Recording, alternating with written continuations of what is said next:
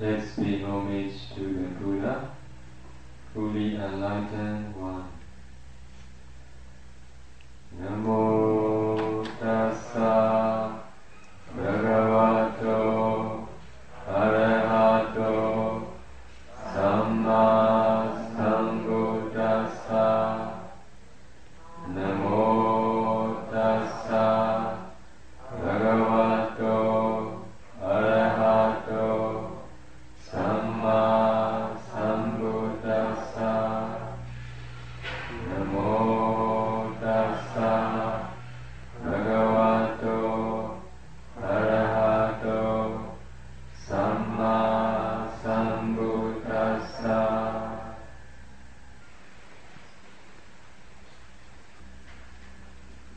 You all get the diagram. So related to yesterday's question, I need to explain protein, Vidama. So in the diagram, you see here that idol cognitive process. Not all the meditators there, or no more left. Okay? No need. Just share. It will take long time. How many need? Only one? Today I don't see the other. Today I don't see the other. You should go and invite them. Take one paper to the other.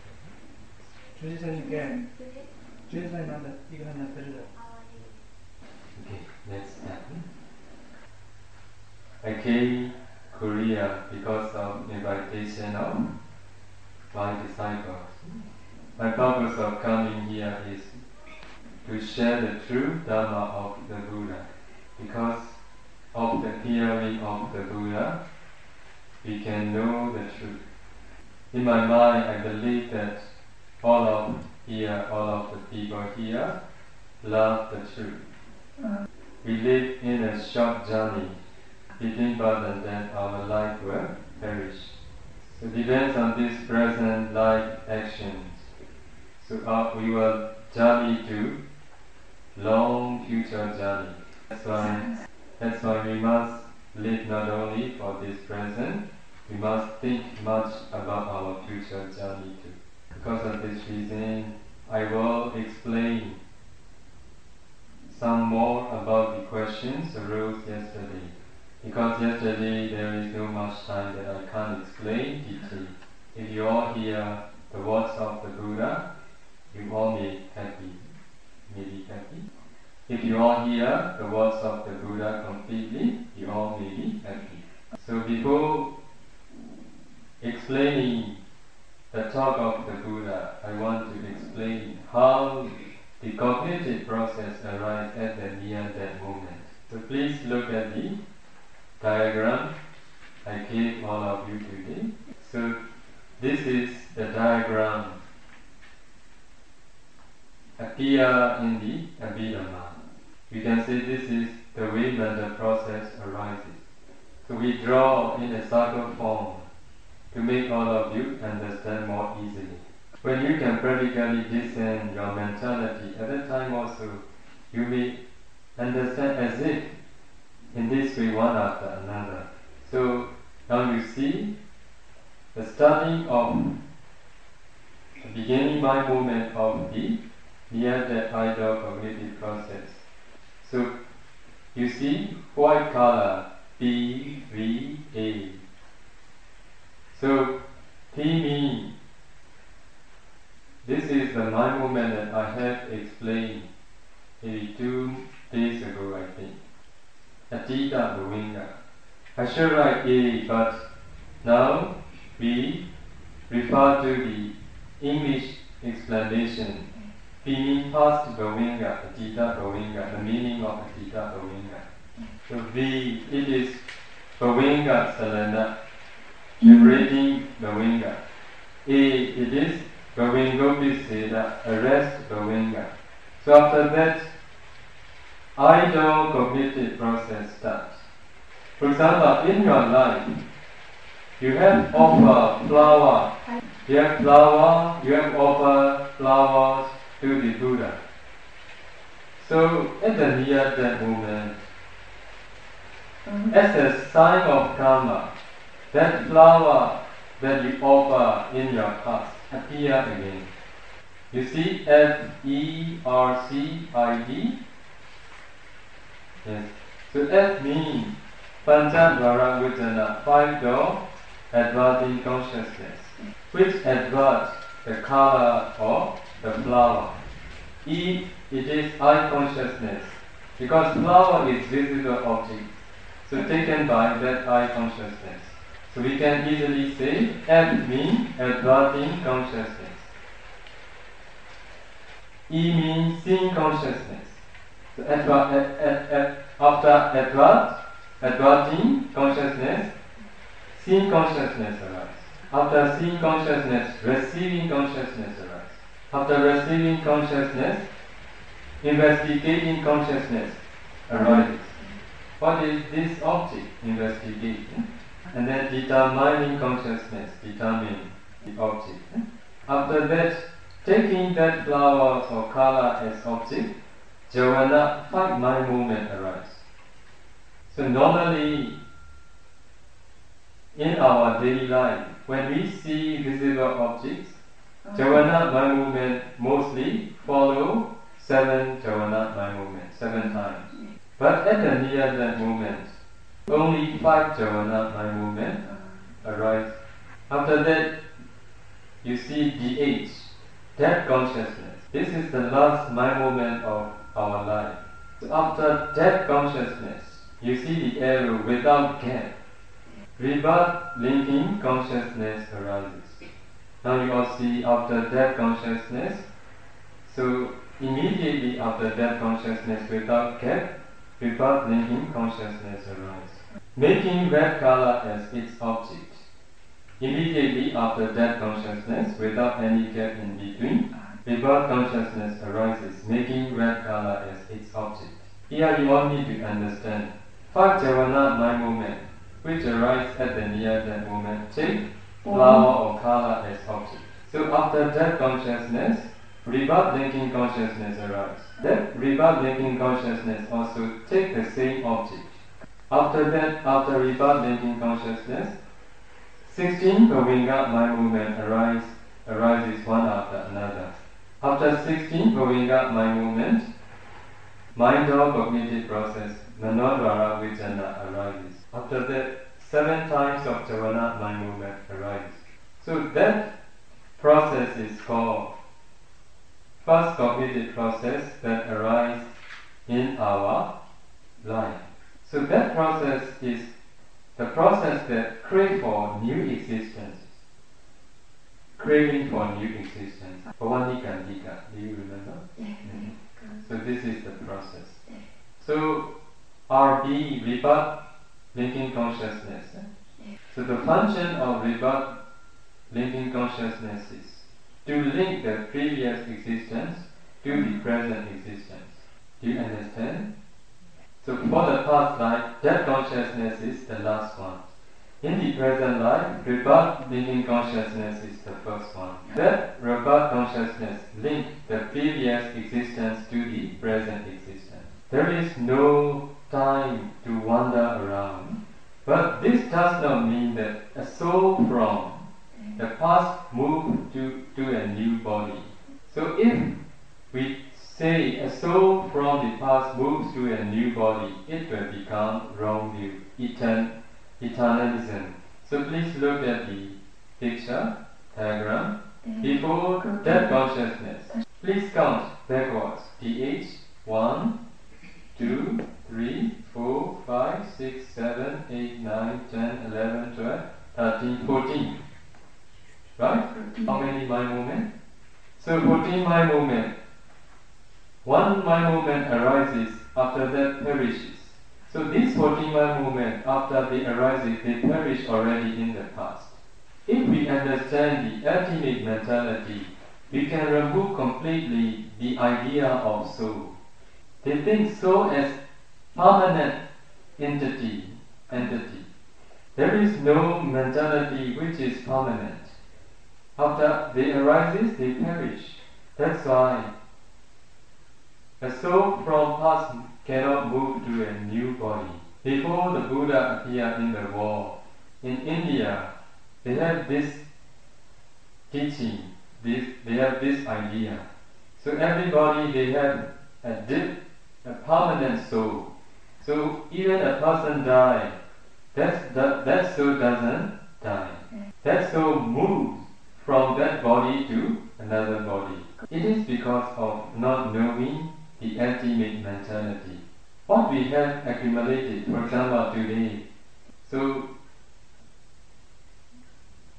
you all, for example, you all have done certain types of wholesome deeds this morning, such as reciting, chanting, that you all have done. So the mentality arises at that time.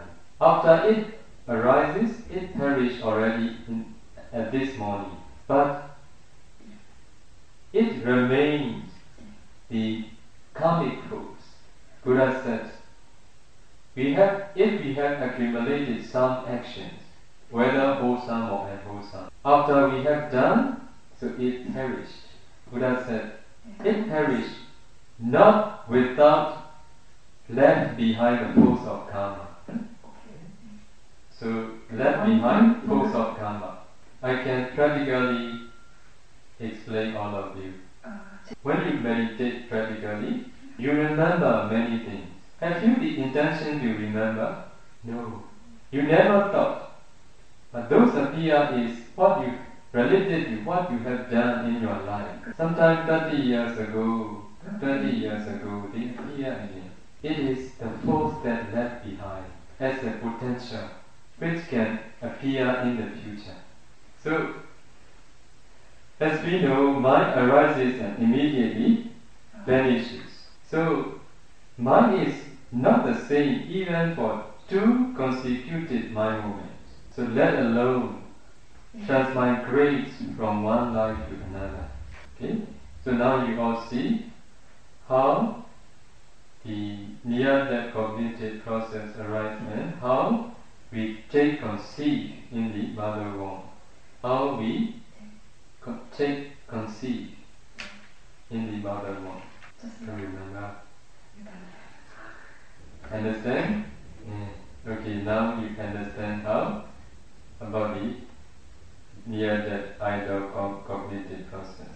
Now today I will continue related to yesterday's questions. It is directly from the Buddha's own lips. It appeared in the Anguttara Nikaya. So in the chapter of 10. So sutta number is 177. The name of the sutta is Janutsamin Sutta. It talks about the benefit of offerings to the dead. So Janutsamin, the Brahmana, one of the Brahmana, his name is Janutsamin, went to the Blessed One. On arrival, he exchanged courteous greetings with the Buddha. After an exchange of friendly greetings and courtesies, he sat to one side. As he was sitting there, he said to the Blessed One, Master Gautama, you know that we Brahmins give gifts, making offerings, saying, may this gift be for our dead relatives. May our dead relatives partake of this gift. How did the Brahmin say after offering? May this gift be for our dead relatives. May our dead relatives partake of this gift. So after that he asked the Buddha, Master Gautama, does that gift profit to our dead relatives? Do our dead relatives partake of that gift? The Buddha answered, Brahmin, in possible places it profits them, but not in impossible places. So when Buddha answered this, it is a short answer. That's why the Brahmin didn't understand. He wrote another question. Master Gautama, which are the possible places and which are the impossible places? Brahmin, there is the case where a certain person takes life, takes what is not given, engage in sensual misconduct, engage in false speech, engage in derisive speech, engage in abusive speech, engage in idle chatter, is covetous, bears ill will, and has wrong view. We will say easily, there is a person who had accumulated and wholesome bodily actions, verbal actions, and mental actions. So with the breakup of the body after death, he reappears in hell. He lives there. He remains there. He lives there by means of whatever is the food of hell beings. This is an impossible place for that gave to profit one staying in the hell. I will repeat again. Because of wrong action, someone dies and reappears in hell. That hell beings live there by eating the food of hell beings. Do you know what is the food they eat? Torturing is receiving the torturement is their food only. So if someone offer, if someone offer for their dead relatives, if their relatives is in the hell, it is impossible place for that gift to profit one stay in the hell. There is a certain person who did bodily and wholesome actions, verbally and wholesome actions, and mentally and wholesome actions. So with the breakup of the body, after death, he reappears in the animal world. He lives there, he remains there by means of whatever is the food of common animals. The Buddha said, this too is an impossible place for that gift to profit one staying in animal world. Another one, there is a certain person who refrains from killing, refrains from stealing, refrains from sexual misconduct, and other verbal and mental wrong actions. We can say this is the person who practices morality. He has right views too. With the breakup of the body after death, he reappears in the company of human beings. He lives there by means of whatever is the food of human beings. This too is an impossible place for that gift to profit one stay in human world. Another one, Buddha says, there is a certain person who practices morality well and who has right views. He don't kill, he don't steal, he don't do sexual misconduct, he don't tell lies, but he doesn't kill, he doesn't steal, he doesn't do sexual misconduct, he doesn't tell lies, and he doesn't take intoxicants. With the breakup of the body after death, he reappears in the company of the devas.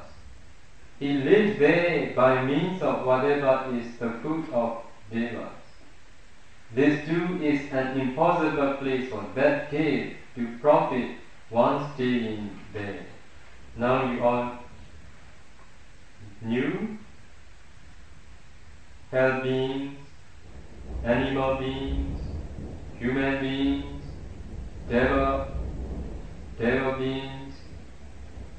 They are the place which is impossible for that gate to profit, then staying there. So if we give a gift, or if we offer for our relatives, and if we share merits for them, so if they are in the hell, if they are in the animal realm, if they are in the human realm, if they are in the celestial realm, they cannot receive our sharing merits done. So after that, the Buddha continued another one. There is a certain person who takes life, takes what is not given, engages in sensual misconduct, engages in false speech, derisive speech, abusive speech, idle chatter, and he is covetous. His ill will has wrong views. With the breakup of the body after death, Buddha said he reappears in the realms of the hungry ghosts, hungry shades. You know hungry ghosts? No. So in our surrounding there are many ghosts. We cannot see them. They can see us. When you go, because you don't see them, and they tell one another, now blind person is coming. Do you know why we can't see them? Because of our superior wholesome karma. Because their appearance are so ugly, very big eyes, with very small mouth, with very big body, very big abdomen. So if we see, we were afraid too much. We will not live even as a human anymore. Because of this reason, we are very fortunate not seeing them. So, because of unwholesome karma, someone died and reappeared in the realms of the hungry ghosts. He lives there by means of whatever is the food of angry shades. He lives there by means of whatever his friends or relatives give in dedication to them. Understand? There are different types of ghosts. Among all, only one type of ghost can receive our offering. Do you want to know the name of the ghost? Are you ready to write down? So I will tell in Pali. Pradatupa. Pradatupa Jivi. Jivi. Pradatupa Jivi. Jivi Peta. Peta is ghost. The name of the Peta is Pradatupa Jivi. Jivi Peta. Okay? Even there are different types of ghosts. If we do offering with the intention for our dead relatives, unfortunately, if they reappear in the ghost realm, if they are not such type of ghosts, they cannot receive our offering. So they live there by means of whatever their friends and relatives offer with the intention for them. This is the possible place, the Buddha said, for that gift to profit one stay in ghost realm. Can you tell me which is impossible place? Number 1, hell. Number 2, animal realm. Number 3, number 4, which is possible one? 어떤 것이 가능한 장소입니까? Ghost. What type of ghost? Pradatupa Jivipeta. So now I will explain how our Myanmar people are doing for the dead relatives. In our country, almost all the Buddhists, after their relatives pass away, so on the 7th day after death, they invite their respected bhikkhus to their home. They offer food for the invited bhikkhus, and then they share merits for their relatives, assuming if they reappear in the hungry ghosts, in the ghost realms, to be able to enjoy the sharing merits done for them. Not only the invited bhikkhus, but also they invite those who stay in that district, their intimate friends, or those who stay in that district. So their offering is for their dead relatives. If they hear and if they rejoice, the sharing merits done, so their life improves. Or some, they got food to eat, shelter to stay in this way. So some, those who can do after 1 month, they also do in the same way again, inviting people and bhikkhus. So on the 7th day and after 1 month later, they used to do this. Some only after 1 year they do again. Every year some they do offering for their dead relatives.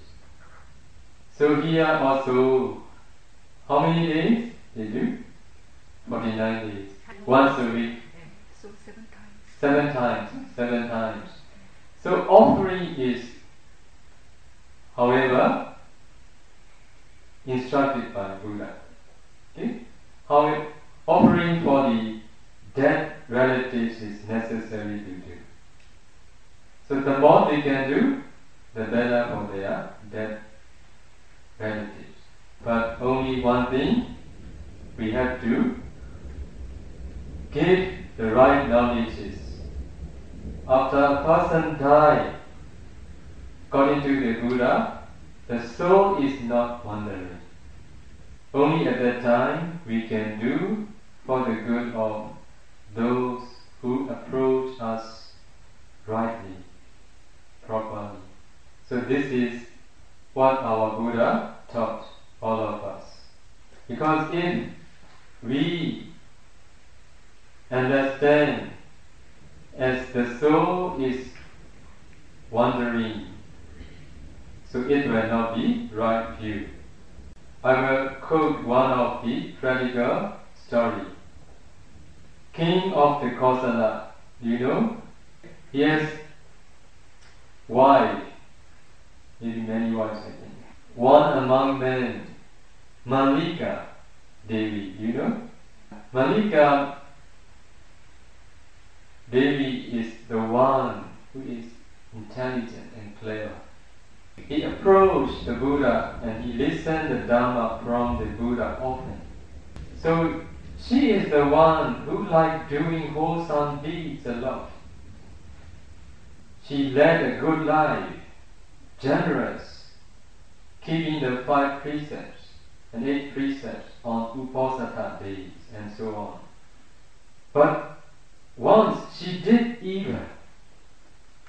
When the King Kosala asked her, she lied. So this is an confessed evil. That karma weighed heavily on her mind. She remembered it when dying. It means that evil deeds appear at the near death moment. As a result, Buddha said, she spent 7 days in hell. What did the Buddha do to the King Kosala? at that time. Using Buddha's psychic power, he prevented King Kosala not to come and see him. Because, sure, if King Kosala come and see the Buddha, he will ask, where is our wife destiny? If he come and see the Buddha, and if Buddha has to say it, he will misunderstood about the law of karma. Because of this reason, Buddha uses psychic power, make King Kosala not to come and see him. After 7 days suffering in hell, her power of goodness from the doing of many good karmas gave a rebirth in the heavenly world. This is the ability of the Buddha. Ancient time, before the Buddha appeared, after the Buddha appeared too, there is some who can practice psychic power. Maybe sometimes they try to see someone's life. Where is his destiny? For a 30 days, for maybe 5 days, 6 days, 7 days, in this way, he didn't see where he is or where she is. Only after some days later, he perceives he or she is in the heavenly world. Because of this reason, sometimes they think for some day the soul is wandering somewhere.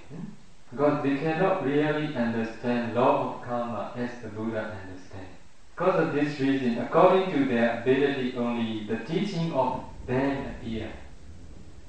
Because of this reason, Buddha also gave a talk in his lifetime explaining about the partial knowledge of those persons who can practice psychic power. Okay? So I will give that talk one day too, because this is very important too. Now you all see the karma of the Queen Malika and how it gave results after she passed away. How many days she spent in hell? 7 days. So after she passed away, there is no gap. After that consciousness, she fell to the hell for 7 days. She suffered there for 7 days. Only after that, the power of goodness from the doing of many good karmas gave her rebirth in the heavenly world again. Only at that time, Buddha made King Kosala to come and see. At that time, King Kosala asked the Buddha, where is my wife destiny? The Buddha said, now Queen Malika is in the heavenly world. The King Kosala is very proud at that time. He told the Buddha, oh Buddha, such queen as Malika, if she were not reborn in the heavenly world, who will be reborn in the heavenly world? Did he know about her wife suffering in the hell? Okay, no. Now you see the tragic story. So now you all knew the offering made by the relatives for their dead relatives. Only one type of hungry ghost can receive.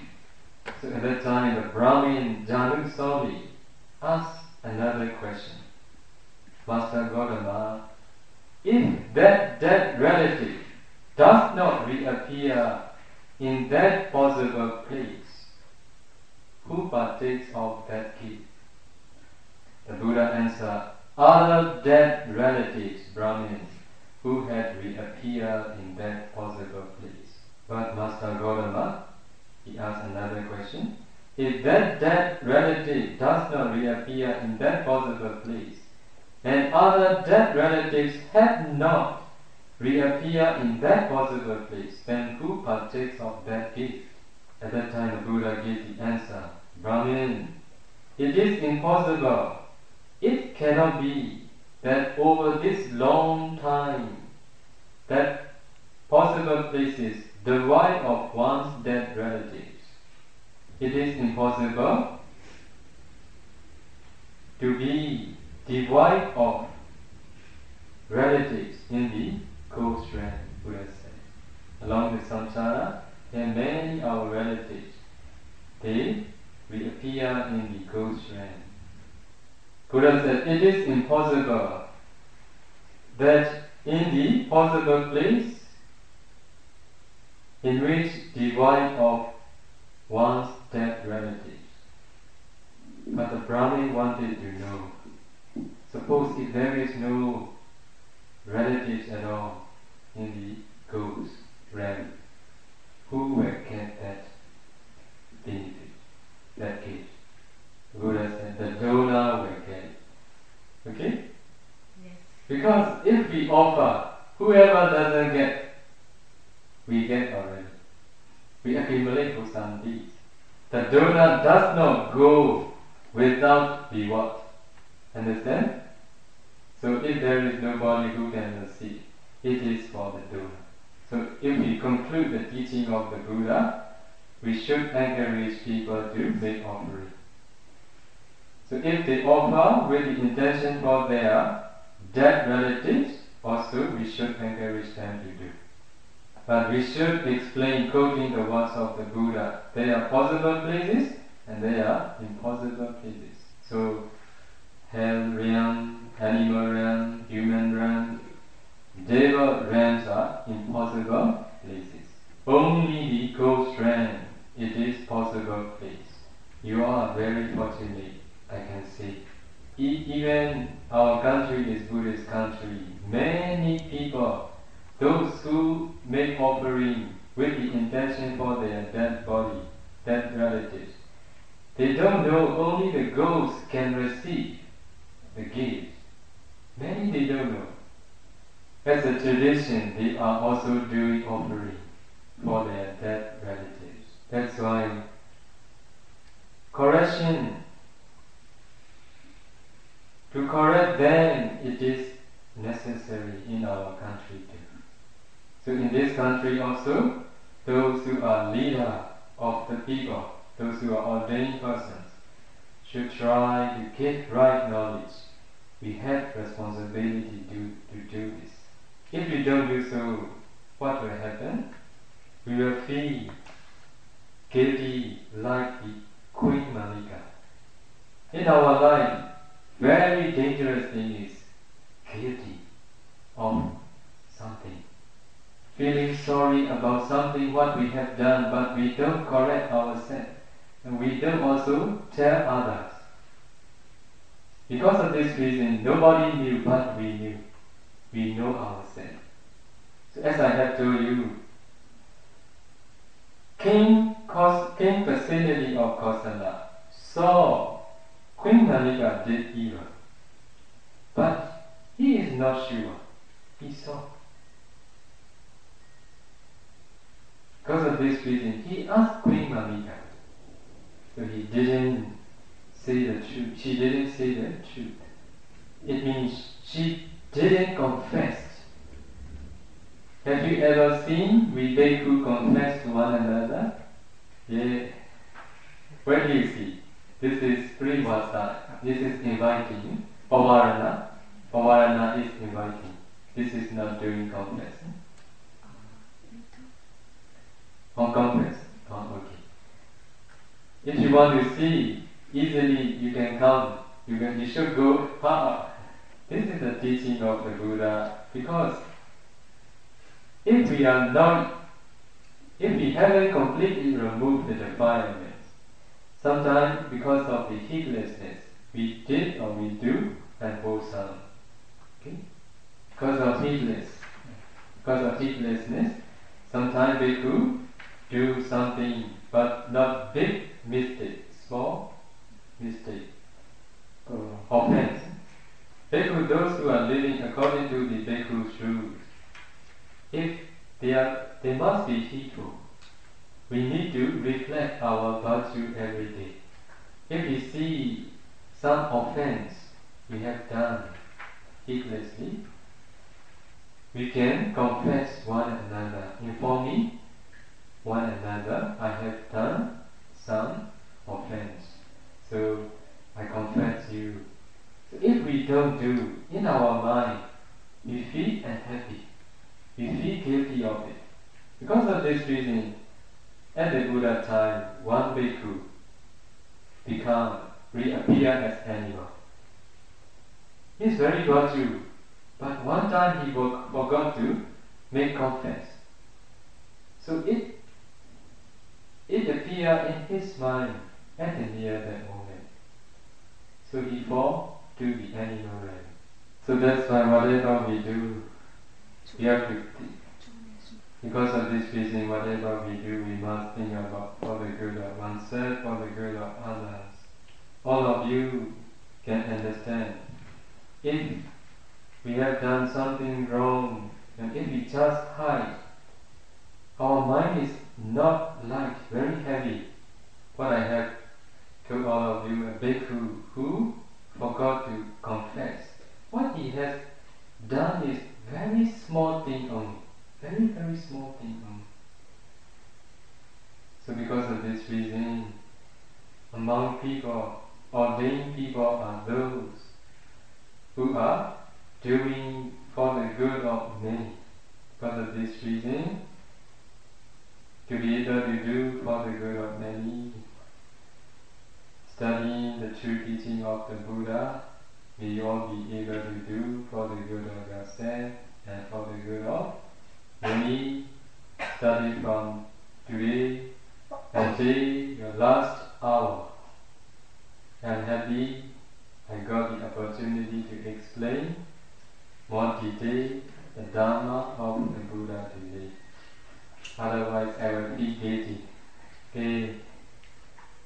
Any question? Okay.